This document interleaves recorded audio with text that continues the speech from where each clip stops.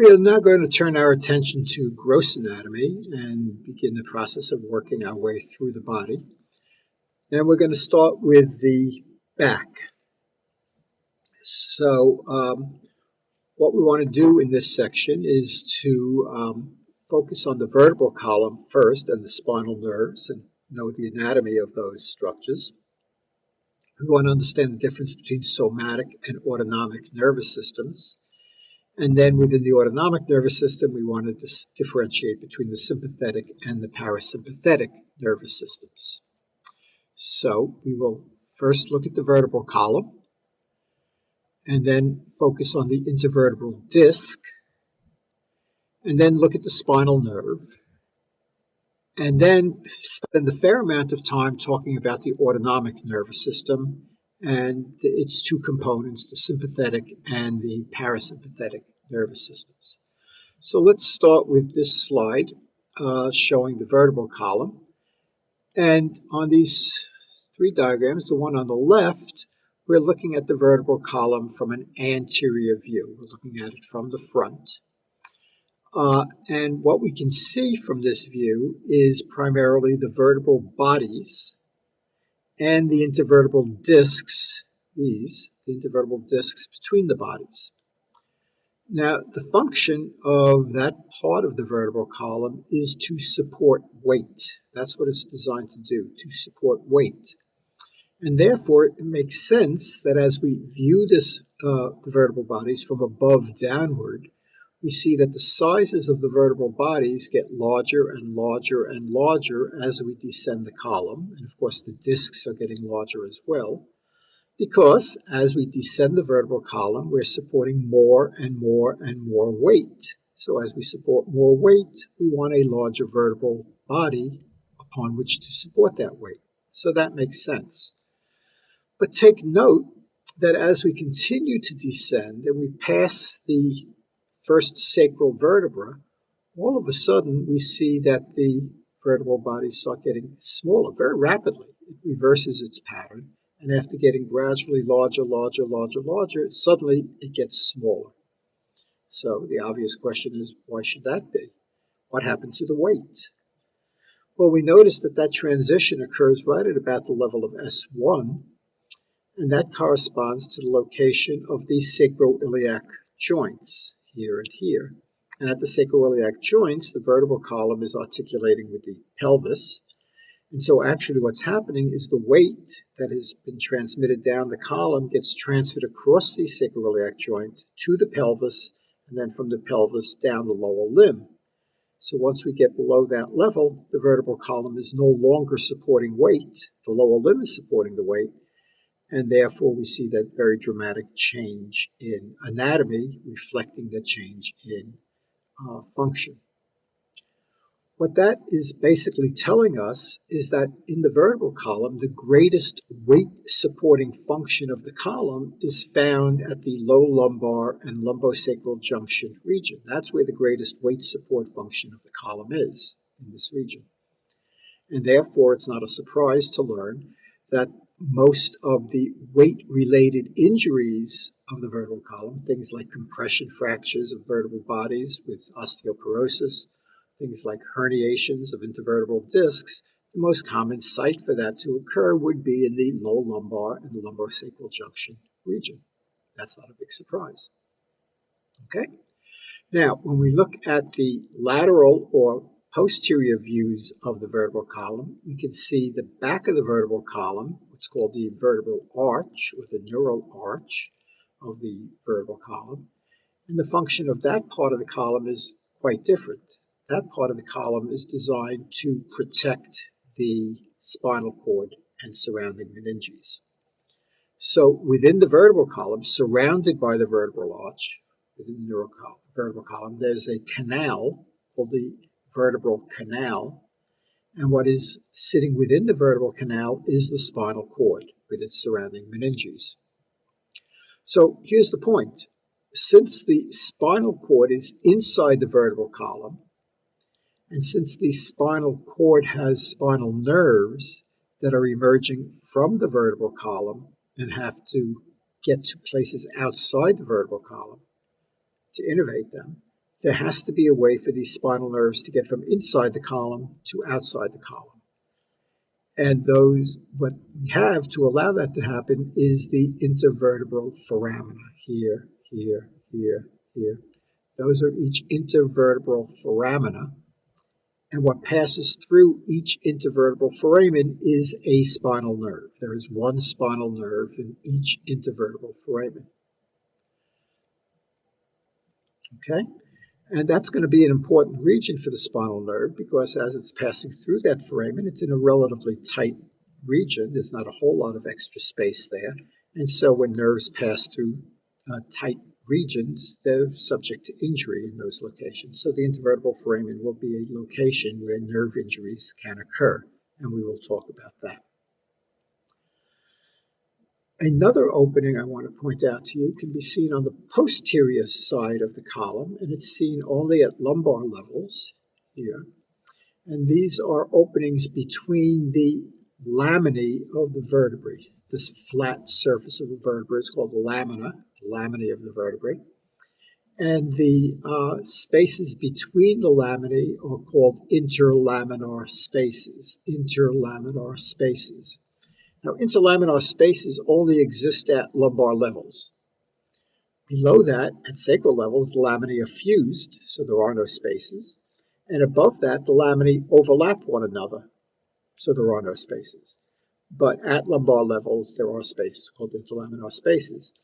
And the reason we're interested in them is that those spaces are used clinically because that is the access point that we have for doing lumbar puncture. Lumbar puncture. So the reason we have lumbar puncture, you don't have sacral puncture or thoracic puncture, you only have lumbar puncture, is because that's where you have interlaminar spaces. Okay? And we'll talk about lumbar puncture in just a few moments. Now, when a lumbar puncture is done, the most common site for doing the lumbar puncture is at either the L4, L5 interlaminar space or the L3, L4 interlaminar space, one of those two. And we'll see why that's true in just a few minutes. But for right now, what that means is if we want to find the L3-4 or the L4-5 interlaminar space, what we're really saying is we need to be able to find the L4 vertebra, to find the space just above or just below that vertebra. And so we'd like to have a landmark that tells us where L4 is. And that landmark for L4 that we have is the top of the iliac crest, the top of the iliac crest. So if you draw a line from one iliac crest to the other across the back, where that line crosses the posterior midline, that line will be right on the spine of the L4 vertebra. And then if you put your finger on that spine and then just slide your finger up or down, you'll be sliding your finger to the L3-4 or the L4-5 interlaminar space. So let's talk about lumbar puncture for a moment. So as we've said, this is a clinical correlate in your notes, that in order to perform a lumbar puncture, you pass a needle through an interlaminar space. It's done in the midline, and it's done while the vertebral column is flexed. Well, why is it done when the vertebral column is flexed? Because since the interlaminar space is your target, that's what you're aiming for with your needle, you'd like that target to be as large as possible.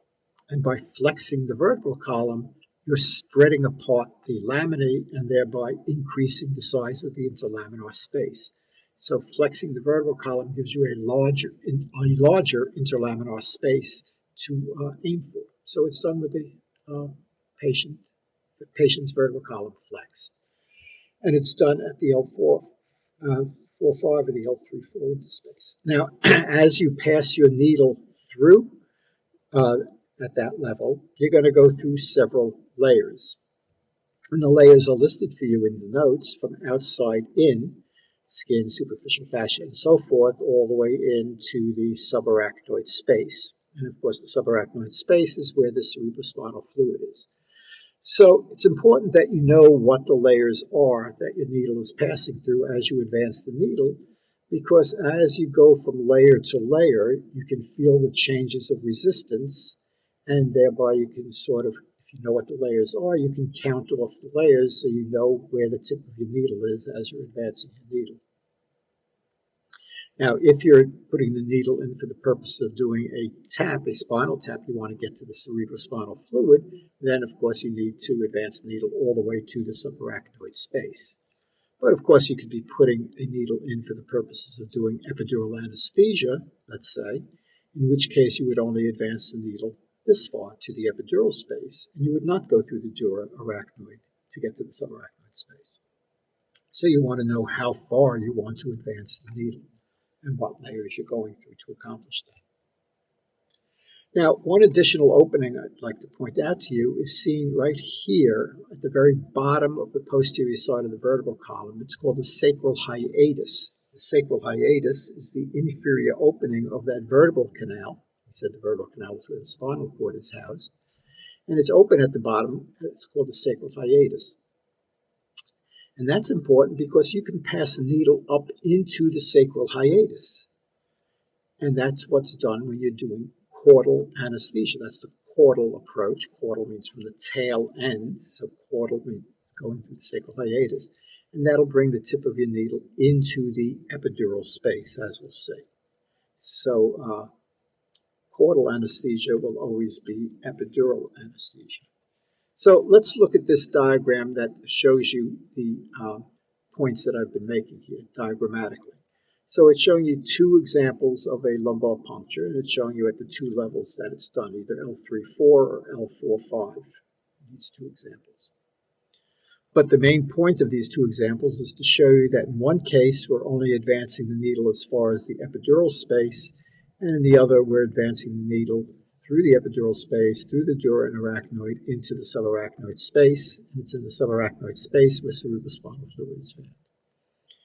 Okay, so you would advance the needle into the subarachnoid space if you wanted to withdraw CSF, if you wanted to measure CSF pressure, or if you wanted to put something into the CSF, a drug, contrast dye, something like that, anesthetic. On the other hand, if what you wanted to do was put an anesthetic into the epidural space, then you would only advance the needle this far and not go into the subarachnoid space. As you can see, the epidural space that we see here is continuous all the way down to here. So here's that sacral hiatus that we talked about. So if you slide a needle up into the sacral hiatus, and you do a caudal anesthesia, you see that you're entering that same epidural space that you could also enter through lumbar puncture. Okay. Now, we can use this diagram to illustrate why we want to do a lumbar puncture at about the L4 level. So let us assume that we're doing the lumbar puncture for the purpose of getting into the subarachnoid space in order to withdraw CSF, to do a spinal tap. So that means we want to get into the subarachnoid space where there is CSF, but not where there is spinal cord, because we don't want to inadvertently injure the spinal cord. So in other words, we want to be in the subarachnoid space, but below the spinal cord. So what this diagram is showing you is that the spinal cord, the bottom of the spinal cord, in the average adult, is at about the L1, L2 level. On this diagram, it's showing you at L2. It could be anywhere in this region. Because remember, this is just an average. So we don't know where the bottom of a spinal cord is on an individual patient, but we know that on average, it's somewhere in the L1, L2 region. On average, about right in between L1 and a half. So we want to be below that. But again, the other thing we also want to know is how far down does the subarachnoid space go? Right? How far down does the subarachnoid space go? Because it's only if you're in the subarachnoid space that you can get CSF. And this is showing you that, again, on average, the subarachnoid space goes down to about the level of S2. Again, we don't know for any individual patient where it is, but on average, it's at about S2. It might be a little lower, it might be a little higher. So here's the point. In order to assure that we do not injure the spinal cord, we have to make sure that we're below it. Since we don't know exactly where it ends on any individual patient, you want to stay as far below as possible to make sure you miss the spinal cord. Okay? So if you want to stay as far below as possible, then why don't we go all the way down to L5S1? Right? That would be even better. But that brings in the other half of the equation, which is how far down does the subarachnoid space go? And again, we don't know for any individual patient. It's somewhere around S2. It might be a little higher, it might be a little lower. So to be sure that we stay in the subarachnoid space, we want to stay as far above S2 as we can. So if we want to stay as far below L2 as we can and as far above S2 as we can, the way we do that is find the midpoint, which is L4. So if you come in at about L4, which means either just above or just below L4, you've achieved the best of both objectives, staying below the spinal cord but staying above the bottom of the subarachnoid space. Keep in mind, however, that those facts about the bottom of the spinal cord and bottom of the subarachnoid space are applicable to adults. In young children, everything is a little lower. So in a newborn, the spinal cord on average comes down to about L3. So when doing a lumbar puncture on a child, you want to even be more concerned about staying low. So you certainly would not go to the L3-4 space. You would more likely go to the L4-5 space. Okay? Okay, so now let's turn our attention to the intervertebral foramen. So here's a diagram of several diagrammatic lumbar vertebrae. And we see an intervertebral foramen there. There's an intervertebral foramen here. There's an intervertebral foramen there. We said that each intervertebral foramen will contain one spinal nerve.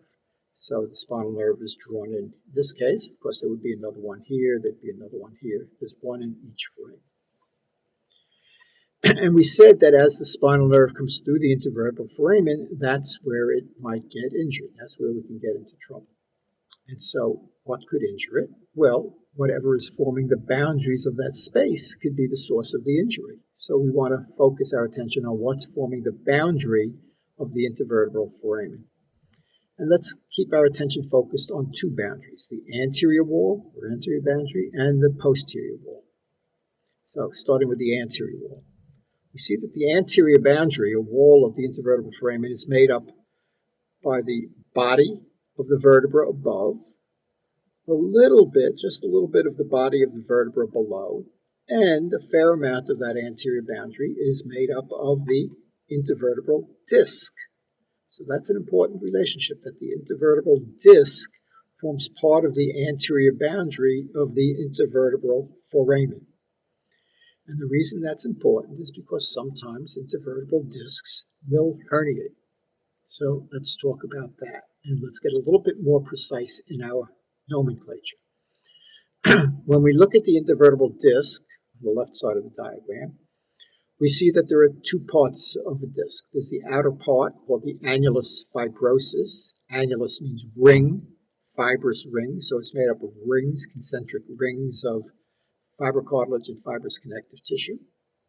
And more centrally positioned, there is the nucleus pulposus, which is sort of a semi-gelatinous material with just a few cells in it.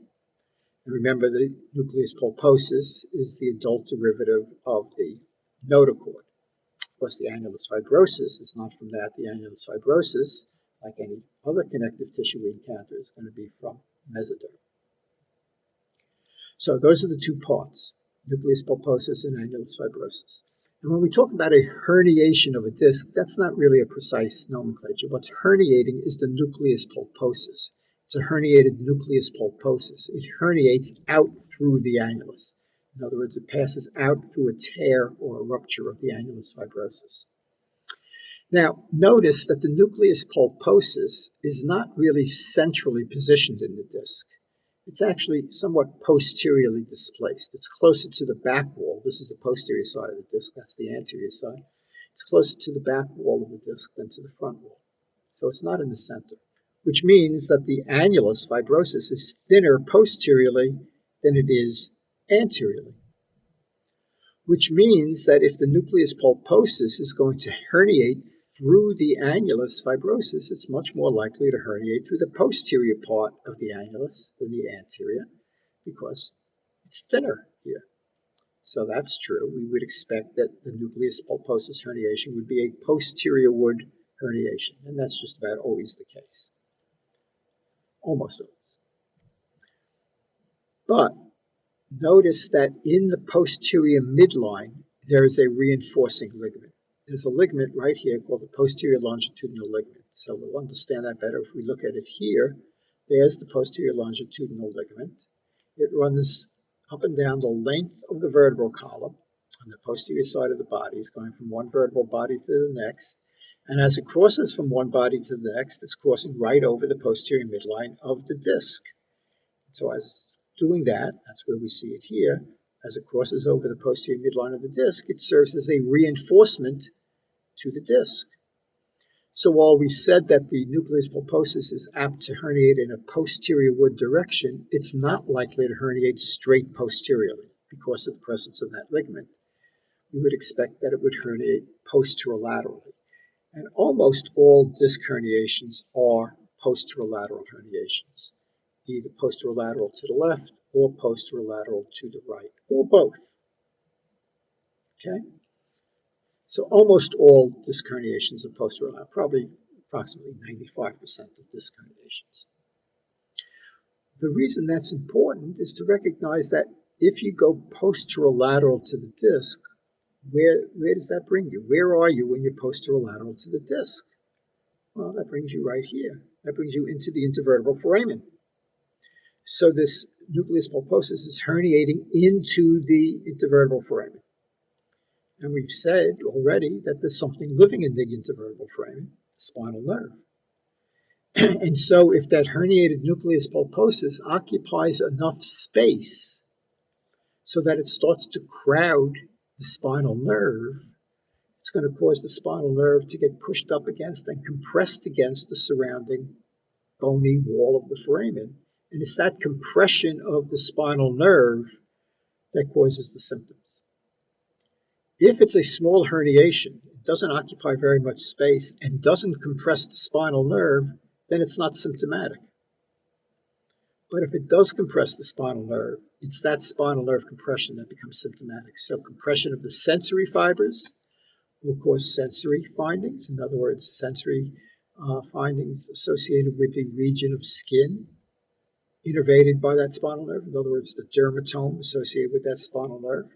So it could be anesthesia, it could be hyposthesia, it could be pain, some kind of sensory abnormality. And compression of the motor fibers in that spinal nerve will cause muscle weakness in the muscles innervated by that spinal nerve. In other words, the myotome associated with that spinal nerve. Okay? So you'll have sensory and/or motor symptoms associated with the compression of the spinal nerve. But again, to reiterate, if there's no compression, then there are no symptoms. Okay? So that's the anterior boundary of the foramen. The posterior boundary of the foramen is formed by the articular processes of the adjacent vertebrae, and the joint between them that they form. That joint is called the zygapophyseal joint. It's a synovial joint, built just like any other synovial joint, and it's subject to diseases of synovial joints, in particular osteoarthritis, the degenerative, not the inflammatory arthritis, but the degenerative arthritis, osteoarthritis. Now, when you look at an osteoarthritic joint surface, articular surface, what you would find is that instead of having a nice, smooth articular surface, you'll find an irregular articular surface. In other words, you have abnormal bone resorption and abnormal bone deposition in the formation of what are called osteophytes, or bone spurs. Well, recognize that if you form an osteophyte in the region of the zygapophyseal joint, if that osteophyte projects anteriorly from the joint, look where it's going. It's projecting into the intervertebral foramen, and therefore it's occupying space in that foramen, and so we have the same story again.